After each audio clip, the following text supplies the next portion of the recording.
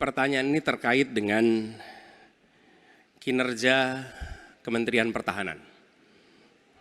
Ketika tadi kita bahas sama-sama situasi pertahanan kita, Bapak tadi membahas tentang bagaimana belanja alutsista, bagaimana rencana tentang minimum force itu bisa dicapai dan lain-lain. Bapak melakukan review itu. Nah, di sisi lain Bapak juga waktu itu pernah memberikan penilaian atas kinerja penegakan hukum di Indonesia. Bapak beri skor 5 atas kinerja hukum di Indonesia. Pertanyaannya sekarang terkait dengan pertahanan, berapa skor yang Bapak berikan atas kinerja Kementerian Pertahanan yang dipimpin oleh Bapak Prabowo? Silakan Pak Ganjar. Baik, masih ada waktunya Pak Anies? Cukup Pak Anies? Cukup. Baik, langsung saja kami persilakan Pak Ganjar untuk menjawab pertanyaan dari Pak Anies. Waktu Bapak 2 menit dimulai ketika berbicara, silakan. 5 juga. Saya punya datanya dan kemudian akan saya sampaikan. Maka di meja saya sudah saya siapkan data satu persatu. Namun demikian Mas Anies, tentu saja ada yang ingin saya sampaikan dari apa yang tadi sudah saya utarakan. Ketika kemudian kita ingin membangun sistem pertahanan kita, maka dalam perencanaan kita tidak boleh gonta-ganti. Kita mesti ajak, mesti konsisten. Kedua, kita mesti mendengarkan betul-betul dari seluruh matra. Maka seluruh proses perencanaannya harus bottom up. Sehingga saya ketemu dengan seseorang berpangkat cukup tinggi, Pak, kalau Bapak kasih persenjataan kepada saya yang tidak saya butuhkan, sudah saya siapkan museum untuk saya taruh di sana. Situasi seperti ini tentu tidak mengenakan. Tapi ini harus kita buka apapun kondisinya untuk perbaikan bangsa. Kritik, otokritik itu menyehatkan. Tidak ada kok rasa dengki di hati saya. Yang ada adalah bagaimana rasa cinta tanah air ini mesti kita wujudkan. Agar kemudian kita betul-betul bisa menjadi negara kuat di banyak area dan kita berbicara di dunia internasional disegani. Bung Karno pernah menyampaikan itu. Daulat politik itu wajib. Berdikari dalam bidang ekonomi mesti dituju. Dan kita punya kepribadian dalam kebudayaan. Sekarang daulat ekonomi pertahanan kita mesti kita tunjukkan. Maka ketika banyak perusahaan-perusahaan waktu itu yang sangat strategis dibikin, itu mimpi sejak dari lama pendiri bangsa agar kita menjadi negara kuat. Dan itulah yang sebenarnya kita-kita yang harus meneruskan itu. Begitu Mas Anies. Ya, makasih Pak Ganjar. Cukup Pak Ganjar. Baik Pak Anies. Silakan menanggapi jawaban dari Pak Ganjar. Waktu 1 menit Pak Anies, silakan. Jadi TNI, tentara kita, polisi kita, semua bekerja luar biasa di lapangan. Kita harus berikan rasa hormat dan terima kasih. Karena mereka mengerjakan hal-hal yang sulit, hal-hal yang berat. Tapi sisi kebijakan menurut saya lebih parah. Kenapa? Di era Pak SBY, kenaikan gaji terjadi 9 kali. Selama era ini hanya bernaik gaji 3 kali dan akan naik nanti tahun depan. Karena menjelang pemilu mungkin naik gajinya. Tapi di sisi lain, kesejahteraannya tidak dipikirkan dengan serius. Tukin hanya 80%. Lihat Kementerian Keuangan, lihat Kementerian PUPR. Menteri-menterinya mengusahakan peningkatan tukin di mereka. Lalu kita lihat tadi alutsista yang bekas, yang itu resikonya adalah keselamatan dari TNI kita. Mereka bekerja keras menjaga setiap jengkal tanah Republik ini. Tetapi mereka tidak didukung dengan policy. Karena itu menurut saya skornya justru di bawah 5 Mas Ganjar. Kalau 5 itu ketinggian Pak Ganjar. Terima kasih Pak Ganjar. Baik, waktu habis Pak Anies. Pak Ganjar silakan jawab pertanyaan dari Pak Anies. Waktu Bapak 1 menit. Silakan Pak Ganjar. Mas Anies gak usah takut. Disebut aja angkanya berapa gitu loh. Kayak saya gitu loh. Jangan di bawah 5, sebut aja berapa. 11 Mas, dari 100. Oke. Ini sedikit ngajari kendel Mas Anies biar berani. Apa yang kemudian saya lakukan dari jawaban saya untuk membela para TNI kita? Saya bersama mereka. Saya mendengarkan, saya berkeliling Indonesia, saya mampir bertemu di rumah-rumah mereka, di asrama-asrama mereka. Maka kami tidak mau kalau kemudian mereka, mohon maaf, bertempur dan mati sia-sia. Saya tidak rela. Maka itulah yang saya bela. Maka perencanaan bottom up itu betul-betul sebuah perencanaan yang mereka inginkan. mereka harapkan dan mereka bisa menggunakan dengan sangat efektif. Termasuk pada soal kesejahteraan tadi yang disampaikan. Dan saya sepakat pada soal itu. Baik, terima kasih Pak Ganjar. Mohon tenang, mohon tertib Bapak dan Ibu sekalian. Kita akan lanjutkan. Kami persilahkan kepada Capres nomor 2 Pak Prabowo untuk bertanya kepada Capres nomor 1 Bapak Anies Baswedan. Waktunya 1 menit Pak Prabowo, kami persilahkan. Saya cukup kaget karena beberapa hari yang lalu calon wakil presiden Bapak menyampaikan bahwa negara kita tidak dalam keadaan perang sehingga untuk apa kita harus beli alat-alat perang. Tapi hari ini Bapak mengatakan Bapak setuju dengan kenaikan anggaran 1-2%. Jadi itu saya minta ketegasan. Yang kedua, ya sekali lagi data-data yang Bapak pegang adalah keliru dan juga Pak Ganjar tadi juga banyak kelirunya.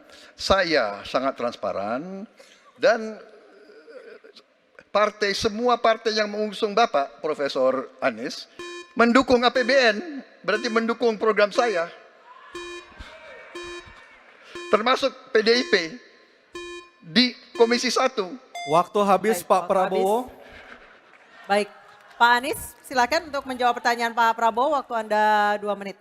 Silakan. Ya, jadi kita butuh pertahanan yang sesuai dengan ancaman nyata yang ada di depan kita. Ancaman ini dirasakan oleh siapa? Dirasakan bukan saja di dalam batas-batas teritorial, tapi juga di keluarga. Bagaimana ancaman atas penipuan online, bagaimana ancaman atas peretasan, bagaimana ancaman atas judi online, bagaimana ancaman-ancaman terorisme. Itu semua membutuhkan perhatian. Jadi bukan memutuskan untuk belanja alutsista berdasarkan selera dan berdasarkan preferensi masa lalu, tapi justru harus mencerminkan kebutuhan masa depan. Inilah yang menurut kami penting. Ya, anggarannya perlu kita tingkatkan, tapi jangan keliru. Ancamannya juga mengalami pergeseran. Jadi itulah sebabnya mengapa kita melihat perlunya ada strategi yang baik. Supaya apa?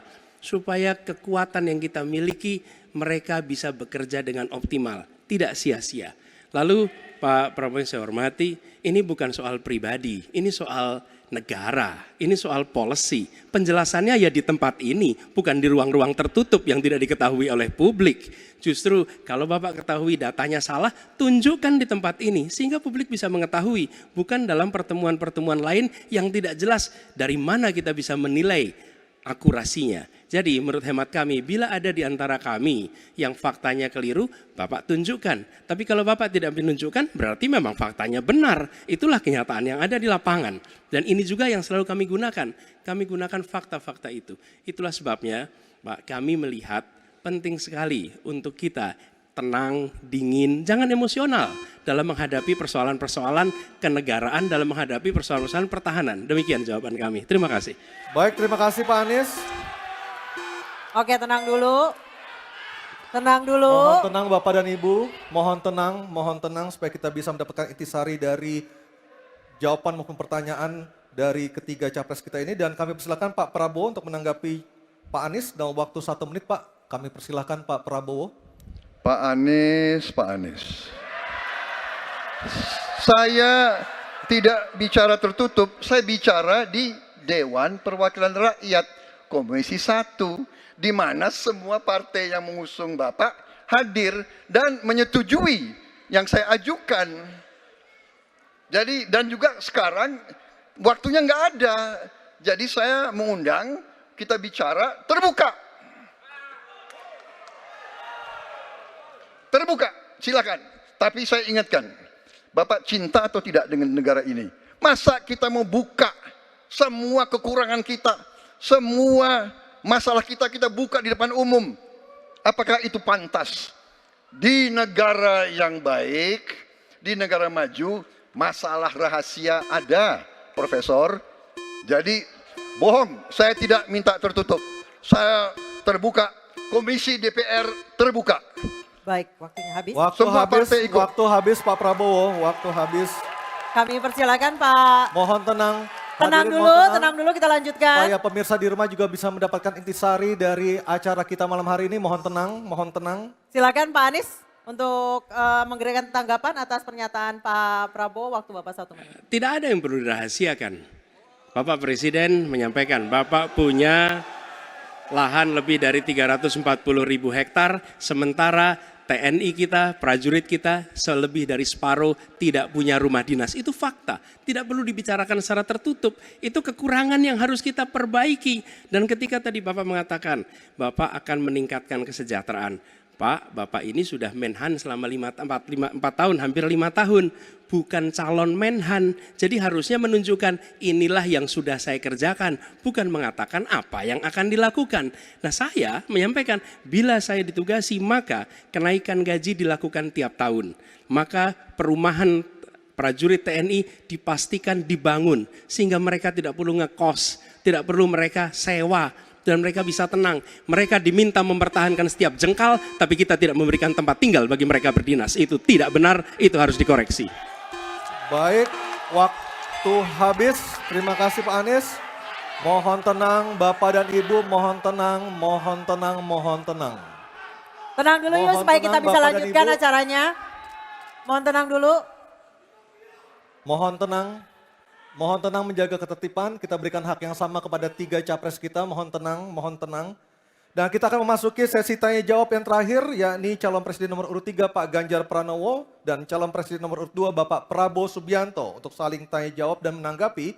Dan kami silakan Pak Ganjar untuk bertanya kepada Pak Prabowo, waktu Anda 1 menit, silakan Pak Ganjar. Terima kasih. Pak Prabowo, saya senang sekali Bapak memantik saya, data saya tidak benar. Silakan bantah data saya hari ini Pak. Dan saya izinkan kalau ada staf mau bantu silakan berdiri di sebelahnya. Izinkan. Pak, Global Peace Index kita menurut sumber Institute for Economic and Peace kita turun Pak. Kalau mau diklosa boleh. Silakan. Saya bawakan ini dari rumah. Mari kita bicara data yang benar. Global Militarization Index kita sumbernya Bonn International Center for Conflict Studies turun. Semua skornya ada. Kapabilitas militer kita, ini dari Law Institute Asia Power Index, turun. Proporsi anggaran pertahanan kita sumbernya IISS Military Balance Plus turun. Pak Prabowo, saya mau bertanya kepada Bapak, termasuk kemudian capaian MEF kita hanya 65,49% dari target 79%. Mengapa terjadi penurunan dan apa solusinya? Waktu habis. Pak Prabowo silakan untuk menjawab pertanyaan dari Pak Ganjar, waktu Bapak 2 menit silakan. Jadi Pak Ganjar, saya sudah buat rencana, tetapi yang menentukan termasuk Menteri Keuangan. Dan masalah yang kita hadapi, tolong ya, saya memang sudah jadi Menteri Pertahanan 4 tahun, tetapi kita diganggu oleh COVID 2 tahun, di mana terjadi refocusing. Jadi banyak yang kita ajukan tidak disetujui oleh Menteri Keuangan. Jadi sebagai seorang menteri, sebagai seorang team player, saya harus loyal. Jadi ya saya tidak banyak bicara di depan umum. Ya. Tapi data-data yang Bapak ungkapkan masalah pesawat bekas, ya. Saya ingatkan Bung Karno waktu menghadapi Irian Barat, seluruh alatnya bekas. Pak Ganjar, Bung Karno, seluruh pesawat terbang, kapal selam, cruiser, destroyer, semuanya bekas. Ya. Jadi kita juga masih pakai banyak sampai sekarang pesawat bekas. Jadi banyak data Bapak, mungkin niat Bapak baik, tapi mungkin tim Bapak, staf Bapak itu keliru memberi masukan. Ya. Jadi dalam alat perang, saya katakan, bukan baru dan bekas, tapi usianya. Usianya, kalau pesawat flying hours. Ya. Dan tentunya kita pasti mau yang terbaik untuk prajurit kita. Ya, tapi kita harus loyal kepada yang lebih besar. COVID, ada krisis Ukraina, pangan naik, BBM naik. Waktu habis Pak Prabowo, terima kasih.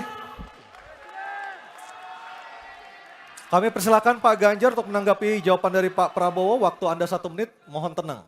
Maaf, kali ini Bapak tidak menjawab sama sekali pertanyaan saya, Pak.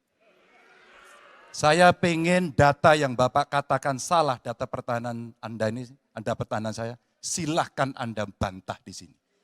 Bapak tidak mampu membantah dan Bapak menjelaskan pesawat bekas. Saya tidak pernah berbicara pesawat bekas dalam pertanyaan saya. Minimal saya bertanya, tadi kalau Bapak mendengarkan terakhir, capaian MIF kita hanya 65-49% dari target 79% dan ini mengkhawatirkan karena akhir tahun ini sudah harus selesai. Bapak juga tidak menjawab. Jadi artinya sebenarnya apa yang Bapak jawab dari seluruh pengelolaan pertahanan yang ada di Indonesia ini? Sungguh-sungguh saya meragukan itu karena data ini kemudian Bapak tidak mampu membantah di sini. Bahkan saya sudah memberikan ruang terbuka, kalau ada staf yang bisa membantu silakan berdiri di sini. Staf saya, oh Anda mau bilang angkanya silakan naik ke sini. Akan saya tunjukkan kalau Anda mau membantu. Terima kasih. Baik, terima kasih Pak Ganjar. Oke, tenang dulu. Kami persilakan Pak Prabowo untuk tanggapan dari pernyataan Pak Ganjar. Waktu Bapak 1 menit, silakan. Ya, jadi begini, yang Bapak ungkapkan itu saya bisa bantah, waktunya tidak cukup. Saya siap berjumpa dengan Bapak, mari kita bahas satu persatu akan saya buktikan. Saya butuh hari ini, Pak. Nggak bisa, saya tidak dikasih waktu. Jadi Anda tidak fair, Anda minta saya kasih penjelasan yang begitu rumit, tapi waktu saya terbatas. Jadi saya transparan, saudara. Dan yang saya katakan, kalau kita bicara MEF itu mulai dari berapa periode yang lalu. Ya, kalau kita mau buka-bukaan, Menteri Pertahanan sebelum saya, apakah tidak juga berpengaruh? Juga Menteri Keuangan yang banyak tidak menyetujui disbursement. Jadi mari kita diskusi dengan baik sebagai negarawan dan tidak mencari-cari hal-hal yang keliru. Waktu habis Pak Prabowo, terima kasih. Kita berikan apresiasi untuk ketiga calon presiden kita.